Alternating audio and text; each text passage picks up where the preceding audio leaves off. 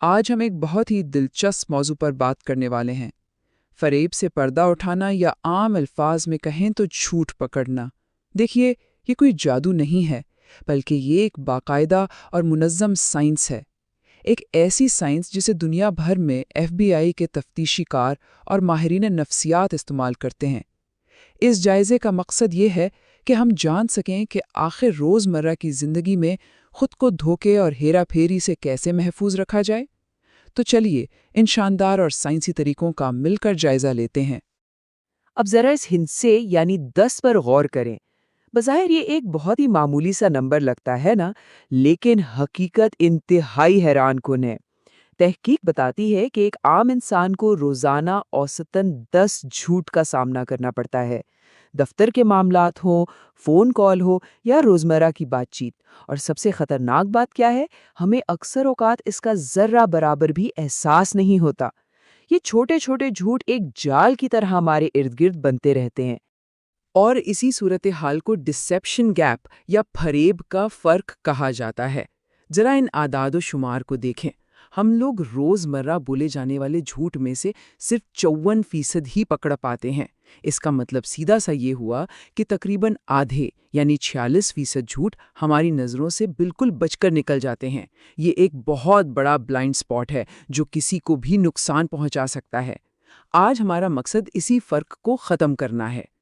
تو آج کے اس جائزے کا خاکہ کچھ یوں ہوگا۔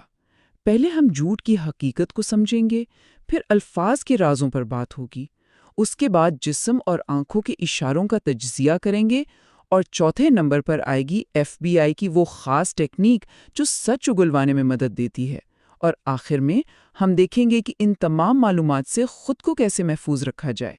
تو چلیں پہلے حصے سے شروعات کرتے ہیں، جھوٹ کی حقیقت۔ یہاں یہ سمجھنا بہت ضروری ہے کہ سچائی تک پہنچنے کے لیے کسی جادوئی چھڑی کی ضرورت نہیں ہوتی۔ یہ خالصتاً انسانی نفسیات اور رویوں پر مبنی ایک سائنس ہے۔ دوسرا حصہ ہے الفاظ کے راز۔ یہاں ہمیں صرف ادا کیے گئے الفاظ پر ہی دھیان نہیں دینا، بلکہ پوری کہانی کی ساخت اور ڈھانچے کو سننا ہے۔ دیکھیں، ہوتا کیا ہے کہ ایک سچی یادداشت ہمیشہ تھوڑی بے ترتیب ہوتی ہے۔ انسان بات کرتے کرتے رکتا ہے، کچھ بھولتا ہے، پھر خود کو درست کرتا ہے۔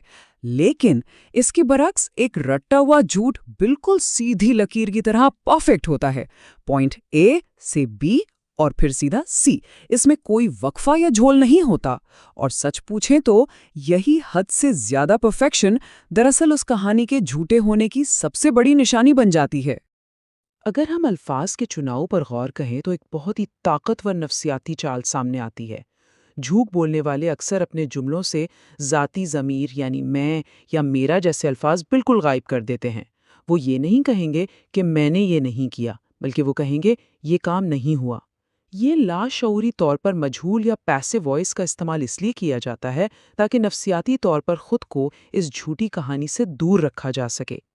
اسی سے جڑا ہوا ایک اور پھندا ہے جس سے ہم ضرورت سے زیادہ وضاحت کا جال کہہ سکتے ہیں۔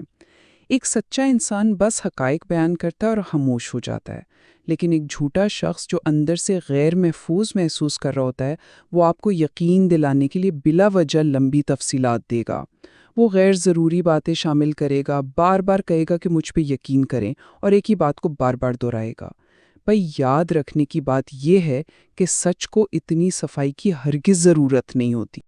اب آتے ہیں تیسرے حصے کی طرف، جسم اور آنکھوں کے اشارے۔ دیکھیں، الفاظ تو انسان سوچ سمجھ کر ادا کر لیتا ہے، لیکن ہمارا اعصابی نظام مکمل طور پر ایک الگ میکانزم پر چلتا ہے جو اس رٹے ہوئے اسکرپٹ کو بے نقاب کر کے رکھ دیتا ہے۔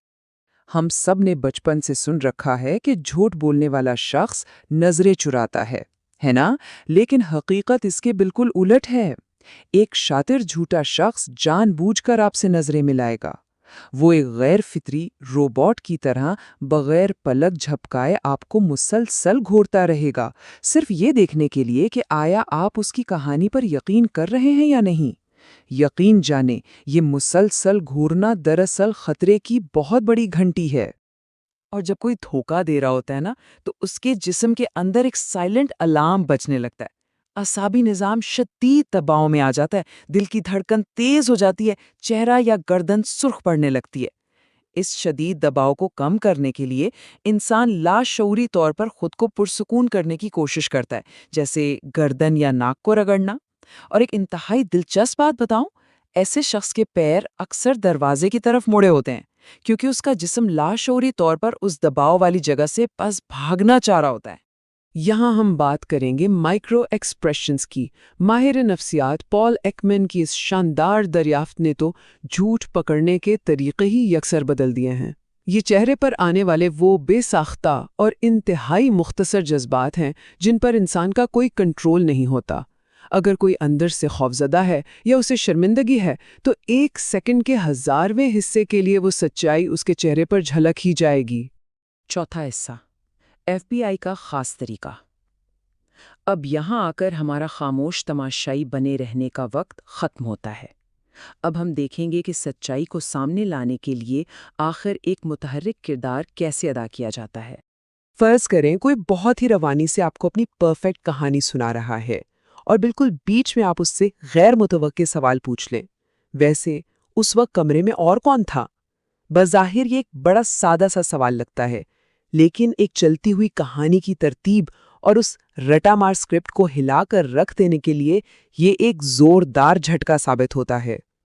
یہ ٹیکنیک آخر کام کیسے کرتی ہے؟ دیکھیں، جب آپ اچانک کوئی غیر متعلقہ تفصیل پوچھتے ہیں تو ایک سچا انسان قدرتی طور پر اپنی یادداشت کو کھریدنے کے لیے رکے گا، کیونکہ اس کی یادیں حقیقی ہوتی ہیں۔ لیکن جس شخص نے کہانی رٹ رکھی ہے وہ ایک دم سن ہو جائے گا۔ اس کے چہرے پر گھبراہٹ بالکل واضح نظر آئے گی، کیونکہ اب اسے ریئل ٹائم میں دماغ پر زور ڈال کر ایک نئی تفصیل گھڑنی پڑ رہی ہے اور اسے پچھلی جھوٹی کہانی سے جوڑنا بھی ہے۔ یہ چند سیکنڈز کی گھبراہٹ ہی دراصل سارا سچ اگلوا دیتی ہے۔ پانچواں اور آخری حصہ، نتیجہ اور تحفظ۔ اتنے سارے سائنسی ٹولز اور تکنیکوں پر ہم نے بات تو کر لی، لیکن در حقیقت ان سب کو سیکھنے کا اصل مقصد کیا ہے؟